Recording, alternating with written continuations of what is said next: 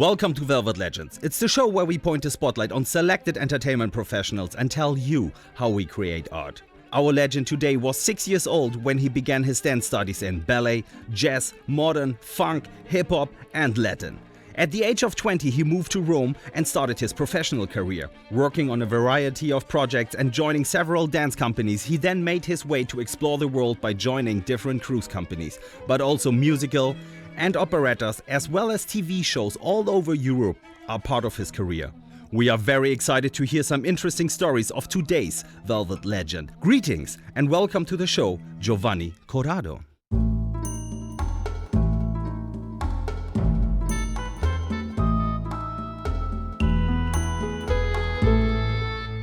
Hi there. I hope you are doing fine today. I'm great, thanks. I'm really happy to be here. Oh, I'm excited as well. Well, one of our first signature opening questions is, what cartoon character would you like to be? Well, I always wanted to be Tarzan. It was one of the first cartoons that inspired me the most because see this character moving into the jungle like kind of a dancer, it really inspired me so much. And I always wanted to be Tarzan all the time. And I watched this cartoon so many times. Still now, it's still like, wow, I want to be him, you know? When you would wake up tomorrow and for some reasons, we don't know why, you are filthy rich. Money is not a problem anymore. What would you do? Well, I come from a very humble family. And we never had so much, and they always helped us to go through everything. And it was really, sometimes it was really tough, even for them to grow up and to let us be ourselves. And so if tomorrow I would wake up with so much money, I would give all the money to my family because they gave me a lot. And also I would travel the whole world. That's what I would love to do, yeah. Okay, fair enough. Now, let's talk about some insights of the dance world. So, I mean, that's the reason why we came here together today. Yeah. But when you started out and you did your first performance, basically, when you had the audience applauding for you, what went through your head? Yeah, that was crazy. I was so young. I was like 6. Yeah, that feeling was crazy because I was like, okay, people are applauding me and they actually came to see dancing, what I'm dancing, and it was crazy. It was beautiful. Then I thought in my mind, okay, I want to do this. Okay. And it was really, yeah, it was super cool. Really, really nice. And with the age of 6? I was 6, yeah. Okay. It was the first. Because my family, they had a dancing school. Oh, really? Yeah. Oh, okay. So, yeah, it was like in this dancing school, there were many teachers. So we started there, me, my brother, and my sister. And my mom, she was like, okay, you are here every day, so dance, do something, you know, instead of being here and just hanging out. So we started dancing, and they discovered that we were kind of talented. And then they decided to put us in this dancing group. And we were dancing everything, like ballet, jazz, Latin, and so that's, yeah, it was really cool. And then they did the first shows of the school. Yeah, it was amazing. It was Okay. really, really amazing. And then we understood, me, my brother, and my sister, that there was something that we wanted to go on. Yeah. Are they still dancing? Are they also dancing? Are they professionals? My brother is still a professional dancer. Well, I'm a professional dancer. My sister, she never really became a professional dancer, but she always danced Okay. on her way. And sometimes she's still teaching, but she's doing another job now. So yeah, Okay. we went a bit out of this, but still we are still all in this kind of feeling of dancing. Yeah. Okay, that's cool. You actually have a twin brother. I have a huh? twin brother. Yeah. That's amazing. Yeah, it was amazing. It was actually. It was really amazing growing up together and doing something that we truly loved. Yeah, it was really, really amazing. Going through together this. Yeah. And you also did like shows together. Also, did Yeah. you were you ever Yeah. hired at one company, the both of you? Yeah. For example, we got jobs only because we were twins. Oh, okay. They wanted to see us as a twins, you Yeah. know, and it was really, really cool. Then working together. Then our ways went kind of apart because he was super booked in one country. I was booked in another country for other companies. So sometimes it was really hard to work together, but we always try to get together and do things together in some ways, yeah. Is there something like a ritual that goes through your mind before the curtain opens? Yeah, every time. Since few years, I do this ritual. Every time the curtain opens, I I touch the hands. I mean, I touch the stage with my hands all the time, just to feel the vibration of the stage. And I close my eyes and I feel the stage with my hands. All Yeah, right. just to Okay. feel the vibrations of the stage, what's actually happening Okay. in that Yeah, moment. one yeah. very present Yeah, moment. yeah. So Like I'm doing this, I'm here right now, and I'm feeling it. very Yeah. mindfulness, like Yeah. some sort of meditation, maybe Yeah, also kind getting of. into the moment. Yes. Okay. Well, Yeah. that's an interesting Yeah. one.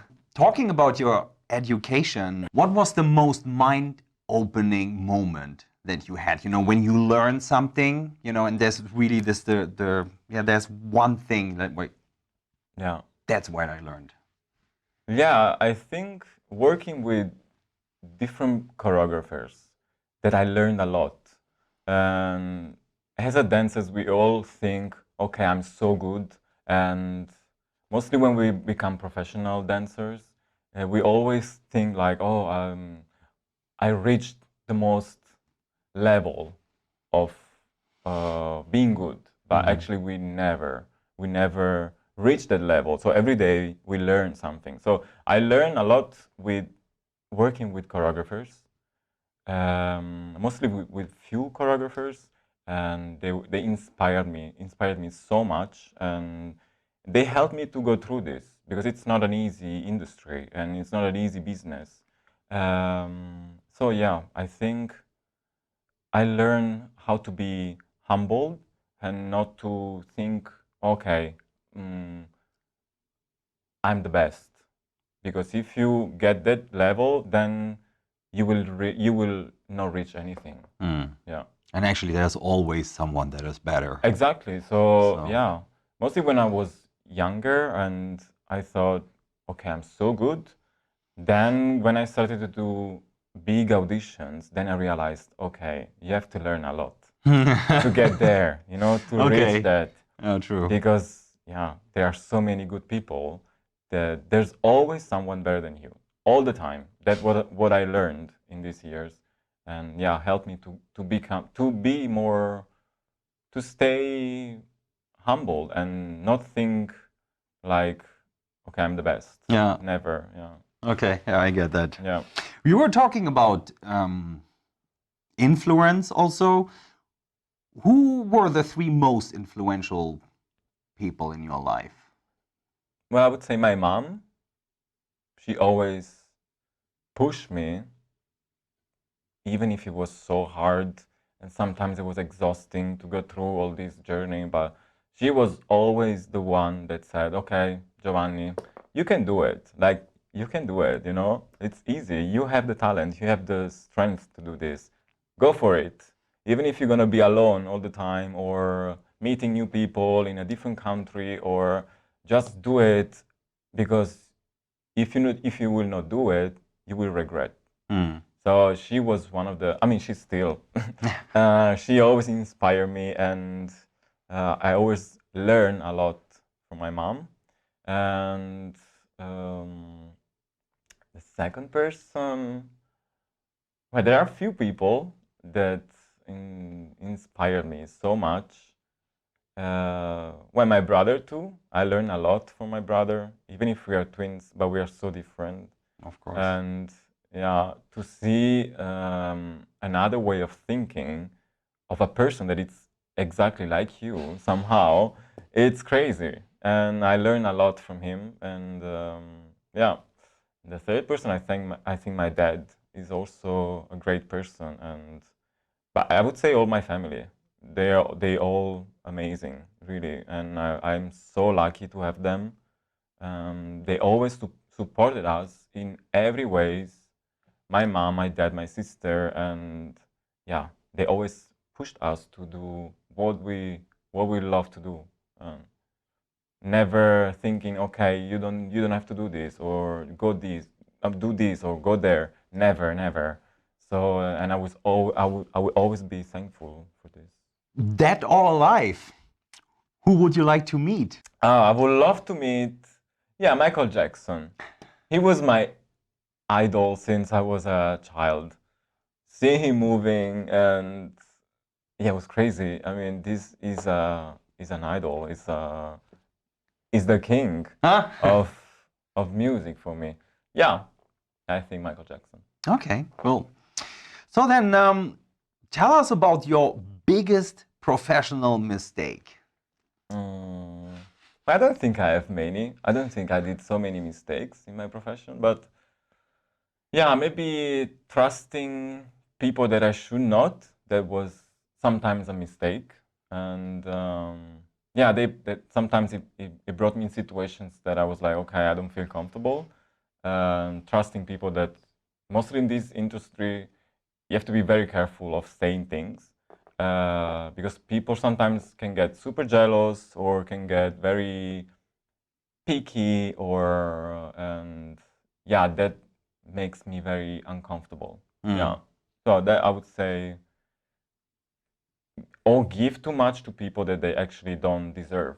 Okay. Yeah, sometimes that put me in situations that I will, because I'm very sensitive, and if I give something to someone that, yeah, then I get super upset if sometimes I don't get the same thing back, Yeah.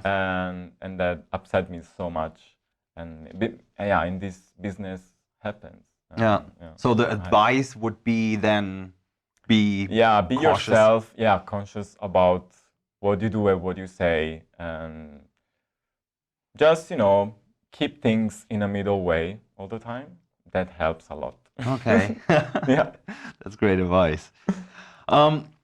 Did you ever experience like this dark moments where you basically wanted to give up and Oh, you yeah. lost your passion? Absolutely, yes. Yes, it happens a couple of times. Happened, yeah. And yeah, I really wanted to give up. I didn't want to do this job anymore Why? because I was so overwhelmed of what was happening around me, and mostly because, as I said before, I'm very sensitive, and when things happen, like, I don't know, for example, you don't pass an audition, or people think that you don't deserve that place, or then you start thinking, okay, that's not my job anymore. I don't want to do this. I don't want to have this feeling anymore. Yeah, and that, yeah, put me very down. And I was like, okay, I want to stop dancing. I don't want to do this job anymore. Also because I was working so much and I was really overwhelmed about jobs, and I was traveling a lot and I was meeting people, and mostly in this job, working for different kind of jobs, like, for example, TV jobs or production or musical production. And sometimes happened that I was doing all these things at the same time, at the same period. For example, also meeting people that already, when you're gonna say goodbye to these people, and it's kind of sad. You don't see these people anymore, And after a long time, this happens that it's like, okay, when this is gonna end, when this feeling is gonna end. Somehow we wanna have this crazy life, but somehow we also will, I mean, for me, in my case, I would love sometimes that to have a normal life, a balance.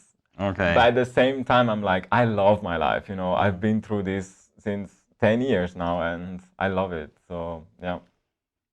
Let's talk about moving from your hometown and your country to pursue your career. I mean, how do you handle that situation? I mean, we already know now that you are a very, sensitive person and also, very family affected. How do you Yeah. handle that situation there? Yeah, it was hard. It was super hard. But I was also together with my brother, so at the same time, he helped me to. I mean, I was also very young, so I was not really thinking too much. Okay, oh, I'm gonna leave my family. Yeah, but it was hard. It was. Now I realize that it was tough. By that time, it was like, okay, let's do it. Let's go. I was. I Was don't an know, 18. adventure. Yeah, it was an adventure. So I didn't even know what I was going through, or where I had to, where I was, yeah, where I was going, literally. So I was like, okay, let's see if things are not working. I go back home. But yeah, things then went well, and I stayed abroad. So yeah, but it was very hard leaving my family and missing for example, all the birthdays or all the celebrations. Or I was always working in theater, and they were having parties, and I was never there. I lost all the things. Yeah. Mostly, for example, I have a niece and a nephew. So I only saw my nephew when he was born, and I didn't see my niece. So I was working in theater. I was like, okay, until 2 months, I could not see my niece, and then I went home and I saw my niece for the first time after 2 months. And all these things. It's hard sometimes, but yeah. Then I think, okay, I decided this is my job, it's my passion, and it's something that I have to go through. Yeah, and yeah, but it's hard. It's hard to be away from your family for a long time. Now I got used to it, but at that time it was also hard. Being alone and not having someone that it's actually you can really trust. Yeah, it's hard. Yeah. But then I also get that you started working for the cruise ship companies. Yep. So then you are even further away Yeah. and in a different universe. I mean, can you walk us through a little bit? Like Yeah, that was crazy.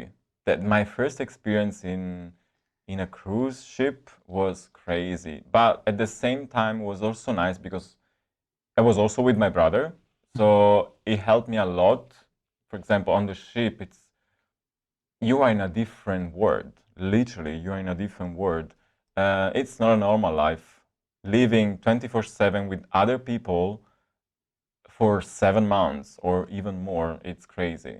And then for me, it was the first time going out of Italy. That was also the crazy part. so it was one of your first jobs, then Yeah, basically. yeah, Okay. it was actually my first job out of Italy. And yeah, and we got, for me also being in Germany and in Berlin, at the time I was in Berlin, and was also, wow, oh my God, I made it. But that was only the beginning of everything. Yeah. And then we got to the ship, and it was, wow. The first day I wanted to leave.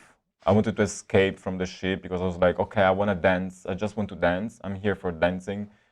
And on the ship, you also need to do other things. Like you have to be aware of security, and there are a lot of things that you need to learn on the ship. And it was a great experience in the end because I learned so much.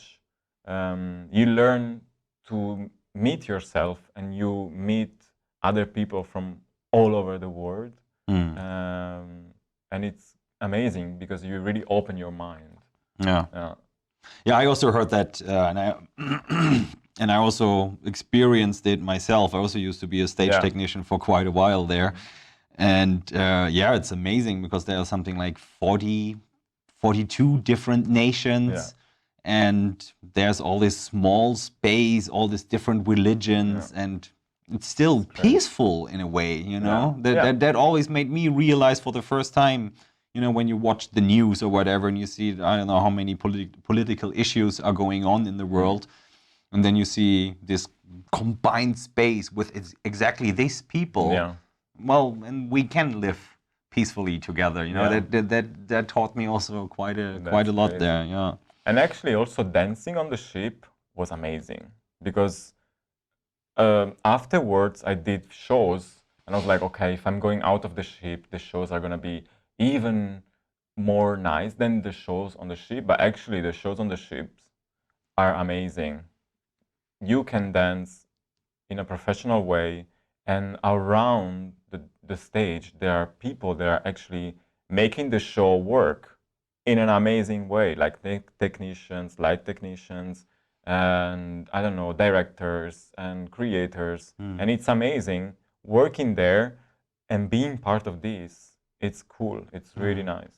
I heard also like for some people it is like it's bad to have their cruise ship on the CV. You know, when you want to work for real ballot companies, they will go like, oh, you worked on the cruise ship. You know, I never understood that concept. You know, I mean, I have some friends of me as well, and they were facing these problems. They did that well because it was, first of all, it was a job, or they wanted to do the experience, and they just did it for a year or so, and then they wanted to apply in a normal theater, and then some directors, they said like, no, well, it's when you have this on a cruise ship, you know, when you have your cruise ship on your CV, you don't have to apply here. You know, it's like, I never understood that because the shows are amazing there. Yeah. Some cruise ships even have a better theater than some, Absolutely, yes. And I think it's kind of stupid thinking of this because the best dancers I know, I met on the ship, working on the ship. And I've been working a lot also outside of the ship, but I can say that the best dancers are on the ship. First of all, getting on the ship, it's super hard. You have to pass through crazy auditions. Because on the ship you don't do only one style, you do everything. So you have to be good in everything. And to be good, you have to go through so many auditions that it's crazy. So the dancers that are on the ship are amazing. And it's quite stupid to think, I mean, for me it was actually the opposite, because after the ship, I started working outside, like in normal theaters, like crazy. And it was amazing for me, going to the ship and then starting working in theaters. And I learned a lot on the ship. And then afterwards, being in normal theaters, for me was like the easiest thing ever. Yeah, because being on the ship, it's hard, but at the same time, it's amazing. You know, it's this crazy contrast that makes the ship life super nice and cool. Like if they would ask me again to go on the ship, I would go immediately right now. Okay. Because it's amazing. And you also wake up basically every day in a different city. Exactly. That's the crazy part, and it's amazing because, you know, you get paid to do this, to dance and to travel the whole world, and then you every day you literally wake up in a different country, and it's like, where am I today? Oh, I'm in Caribbean, or tomorrow I'm in, I don't know, I'm in Italy or whatever. You know, it's crazy and it's amazing. Thanks to this, I got a chance to travel almost the whole world, and getting paid. And getting paid. So it's amazing. Yeah. I mean, talking about pay also, can you throw us a number here? How is it?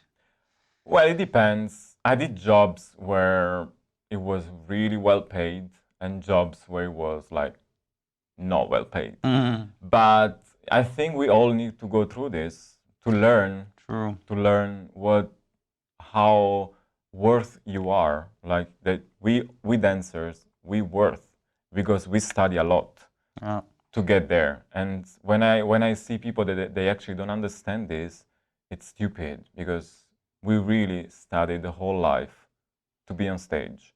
And if we don't get the right amount of money or the right salary, then it's like, okay, I don't want to do this, you know. And I see also people giving up, but I always say don't give up because there are other doors that they can open. Can you throw us a number? How much? What is a good salary for being a dancer? Because it is also important for us to raise awareness within the entertainment industry and also people in general to just value our work, basically. So yeah, I think 3,000 euros would be a fair price because we work a lot.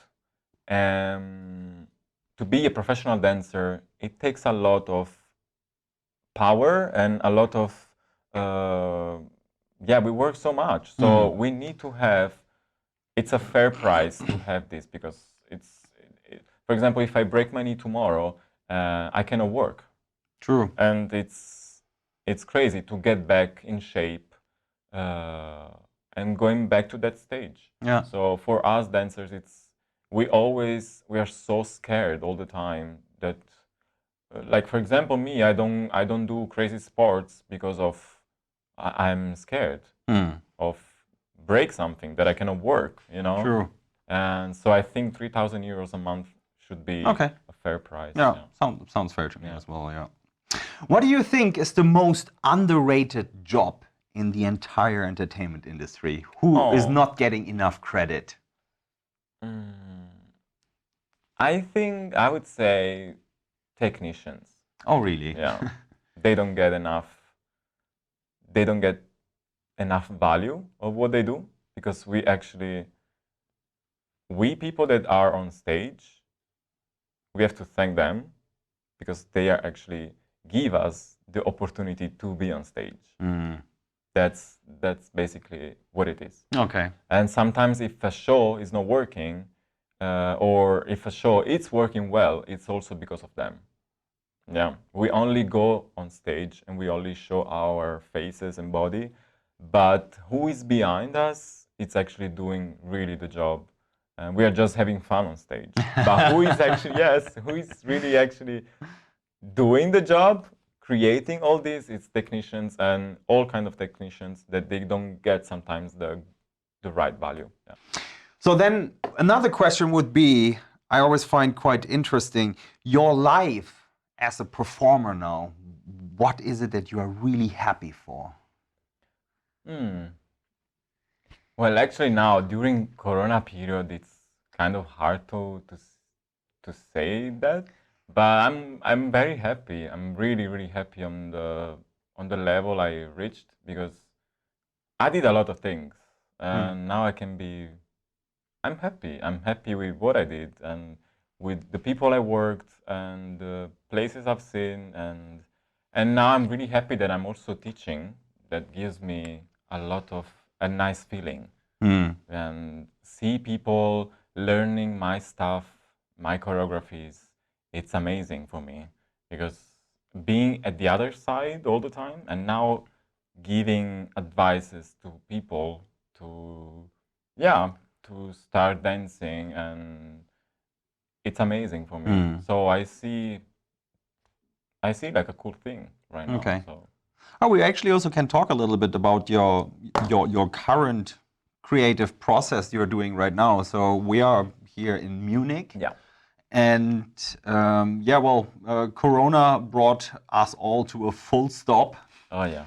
And but you were lucky enough to get a place here in one of these beautiful dance studios. Yeah, exactly. Yeah, it was crazy because like 1.5 years ago, I was working in a tour production. They stopped everything, and the closest city was Munich.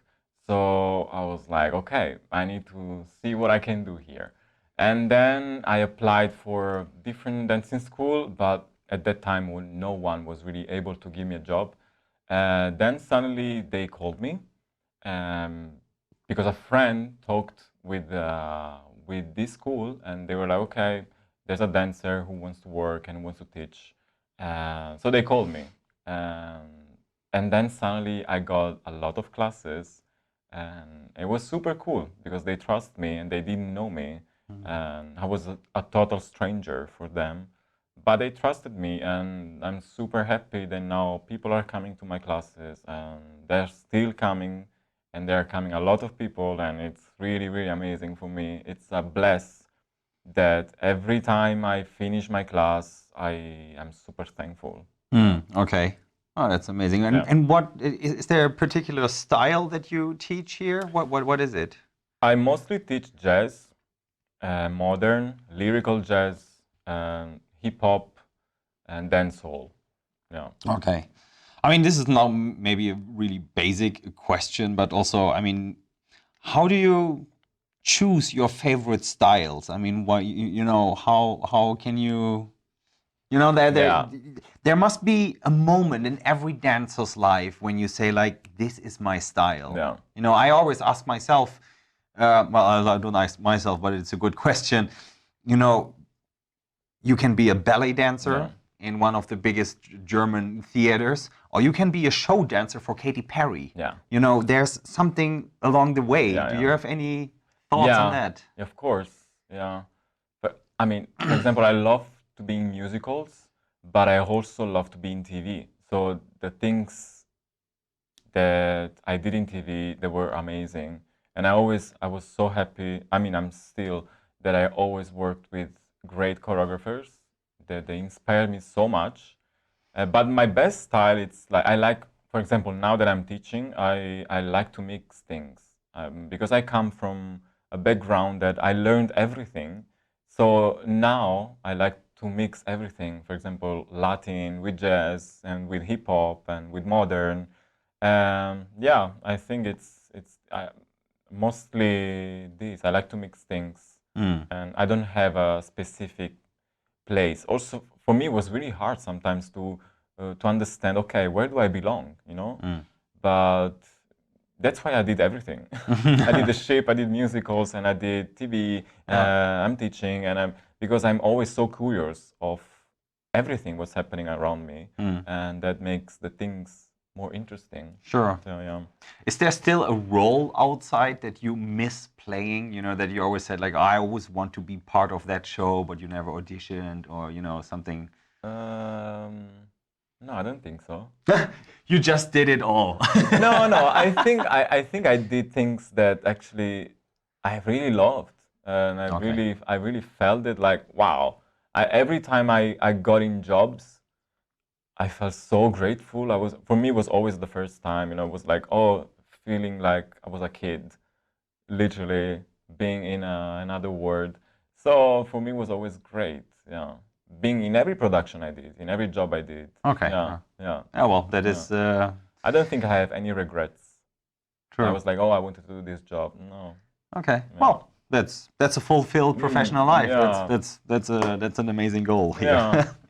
So we have also one signature closing question, actually, as we are parts here to the end. If you had the chance to put anything on a billboard, what would that be?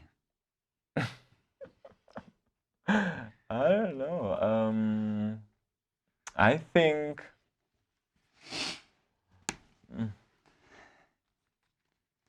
You mean this is a profession? Like, No, you just get the chance. You know, there's a giant billboard, and someone goes there and says, like, Giovanni, do with this whatever you want. You can write a message, you can light it up, you can burn it down. What do you want to do? This I is would your paint chance. over. I'm also a painter, so I would paint over this. Okay. Yeah. What would you paint on it? I love circles. I would just paint circles. Oh, okay. I love circles because they are like I don't know, a moving thing, and I see like a movement all the time in these circles. So I would just paint these things. Perfect. That's an amazing ending for the circles. I hope you enjoyed this show of Velvet Legend, and thank you for my guest, Giovanni. Thank you. Thanks.